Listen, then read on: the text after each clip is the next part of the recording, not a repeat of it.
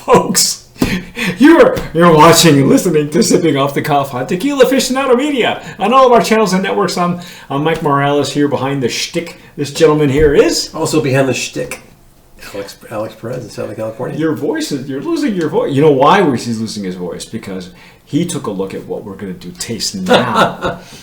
Check this out. This is the Siempre. This is, again, the extension of the line from Siempre. I want to thank, again, the folks at Siempre, Alex Lacroix and Monica, for making this happen. This is called the Exclusivo. Okay? Now, if you've watched any of the videos so far, you've seen us do the Supremo line, the Rebel Cask line. Okay? That's the extension of the Siempre line. This one is a whole different animal.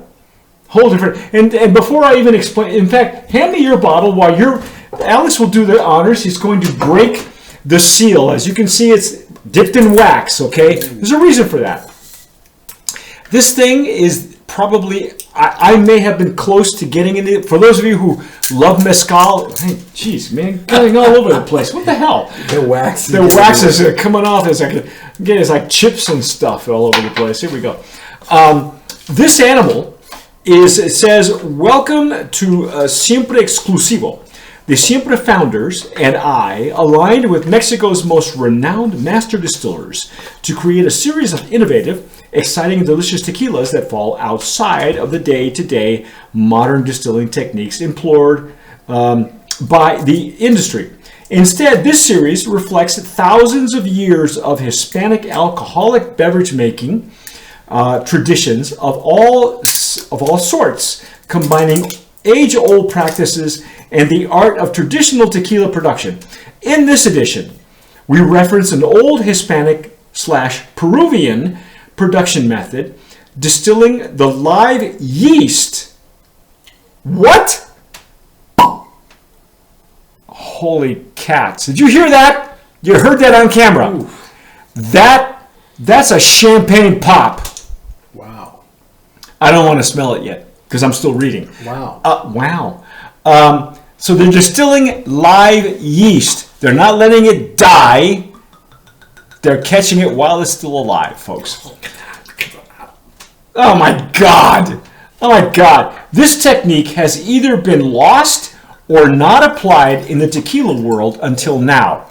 I will say it probably has been lost. However, I want to throw in my 2 cents. Wow. This is batch number 1, bottle 473. You can scan the QR code and you can see how it's made.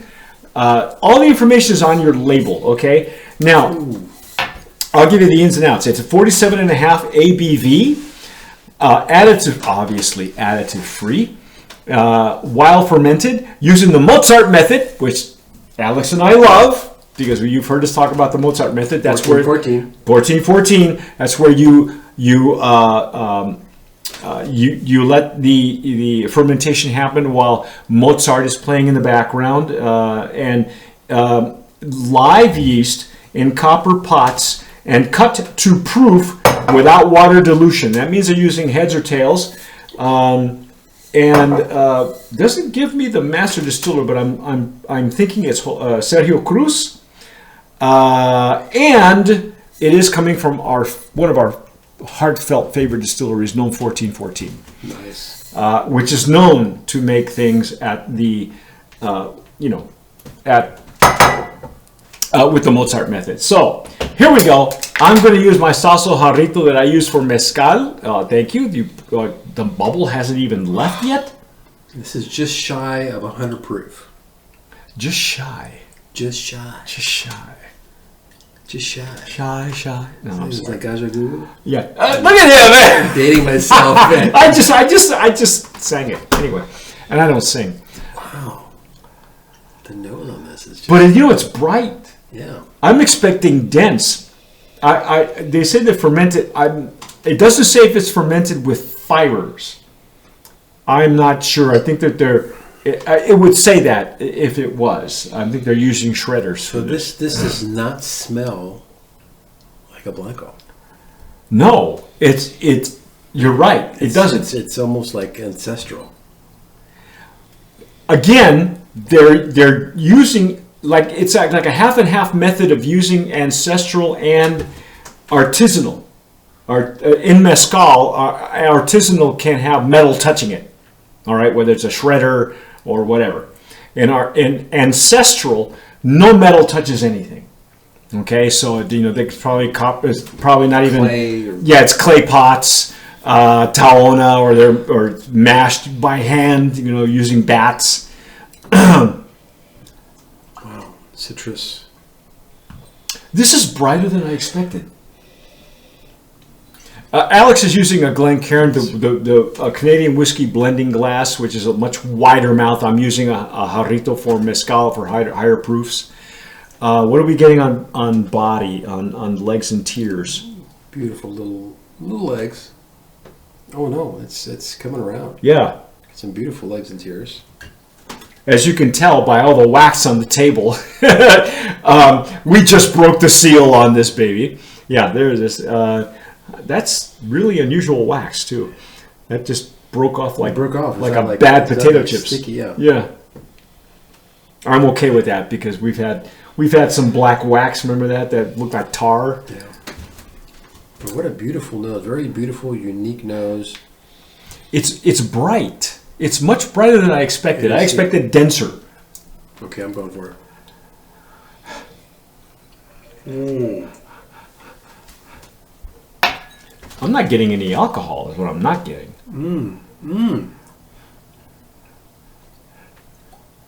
This is like really agave forward. But I mean like baked agave on the nose. You're gonna love this.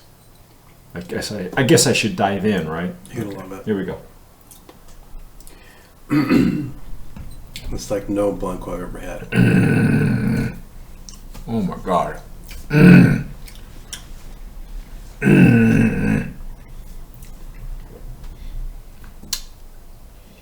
This is like a wild Blanco.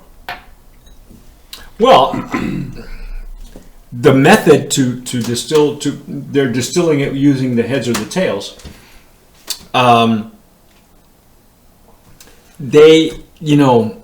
Mezcals are made like, boy, this is really savory too on the back end, and what a finish. Yeah, it's really good. It's really good. See, there's our review right there. It's really good. It's really good. It's really good. You'll love it. Make Okay. yourself some. Yeah. Thanks for watching. It is a. I can't describe it. But it's savory. It's very savory. But see, Very savory. the nose doesn't give you that. No. I remember I said it was very bright, but it's not. It's savory like a tobola. Yes, it's acting like a mezcal. This tequila is acting like a mezcal. That's the thing. Yeah. And again, it's a combination of two. I mean, if I were to categorize this as a mezcal, it would be artisanal. Right. But even then, the fermentation has to happen with fibers. I'm not sure this is what they're doing. I don't believe that they are. So this one is not with fibers. I don't know. It doesn't say. Well, this is very unique. It's a beautiful Blanco. I've never had any Blanco like this before. Not blue agave. This is how do they get to this? Just with the wild yeast? The wild yeast and maybe cutting it with the heads and tails. I want to say that they.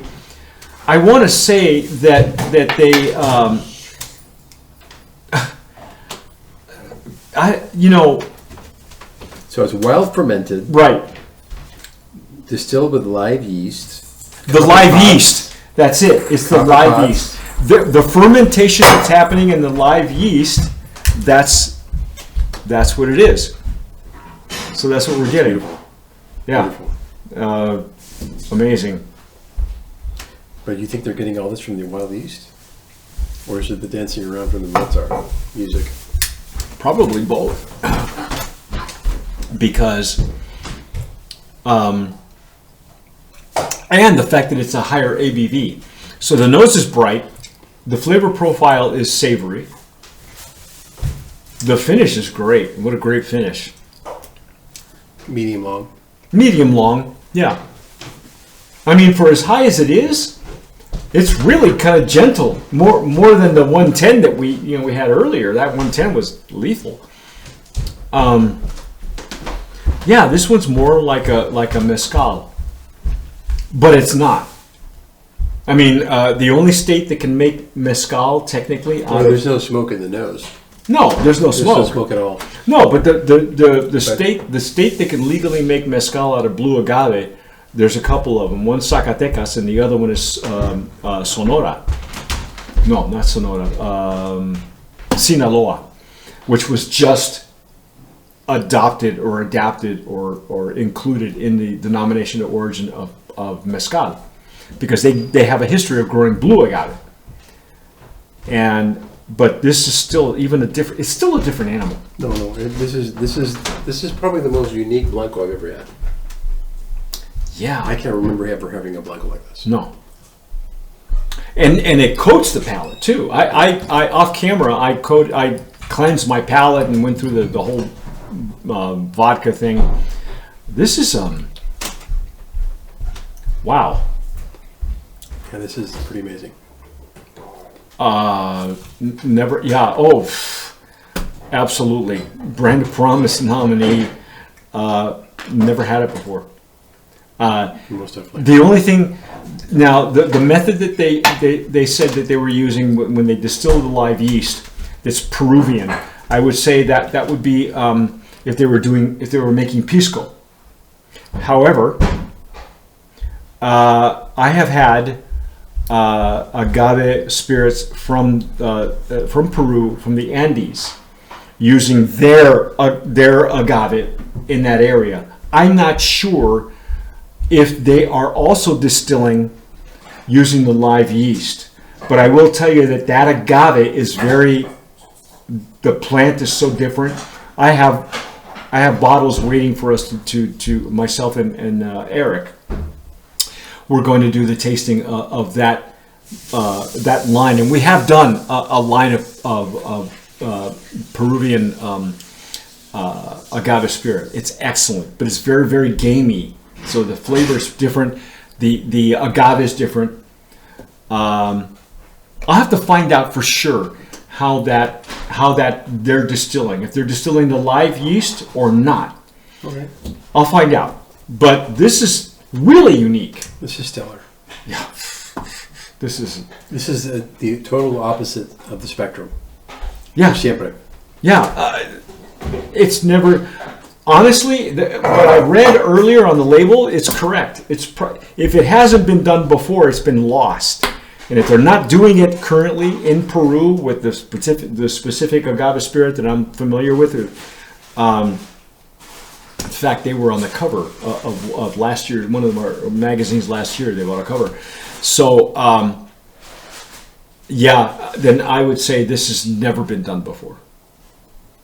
I'll find out for sure when Eric and I more about the Peruvian method that you're talking about. Yeah, me too, because that has to be the Peruvian method. They make pisco.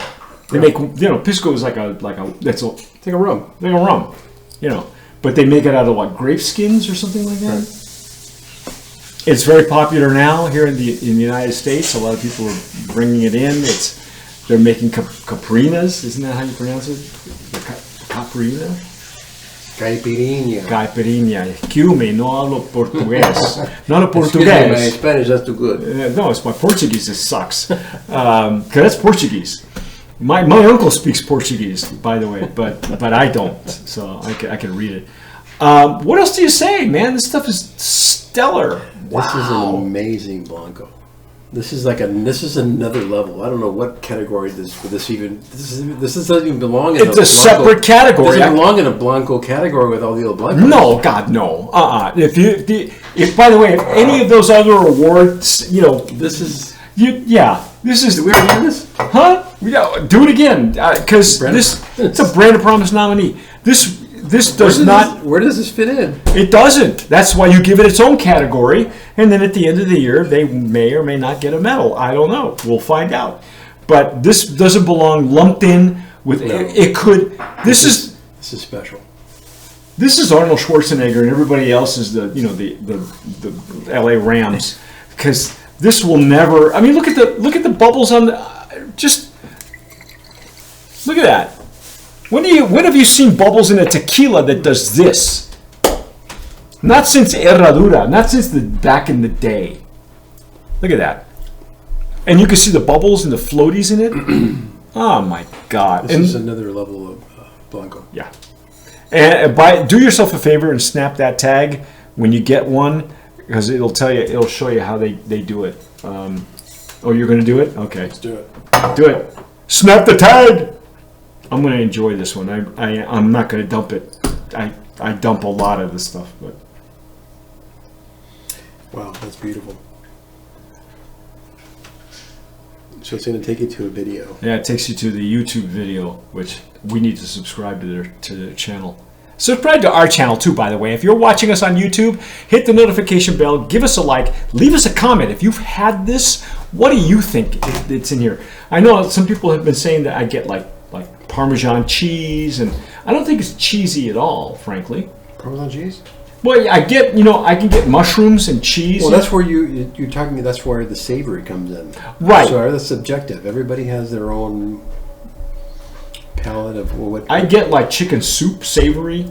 I get like a soupiness. Yeah. Some people get mushrooms. Some people get like Parmesan cheese. I don't get cheese as much. I can see mushrooms. I can do that, but. Kind of like that umami. Umami, I get it. Not umami, umami. But it reminds me a lot of a tobola, but the tobola at 80 proof, not the tobola at a higher proof. This is like what, 95? It's 95 proof. Yeah. 40. Wow. What is it? 47 and really good. It's really good, and very, very tasty. Not like the 110. It's a different animal. Yeah, you got night and day. Look for it. Wow. Okay, well, Alex DeCraw, Siempre, thank you so much for making this happen. We so appreciate it. Thank you for taking us into consideration, your friends here at Tequila Aficionado. What else is there to say? That's our take. If you've seen it, if you've had it before, leave us a comment.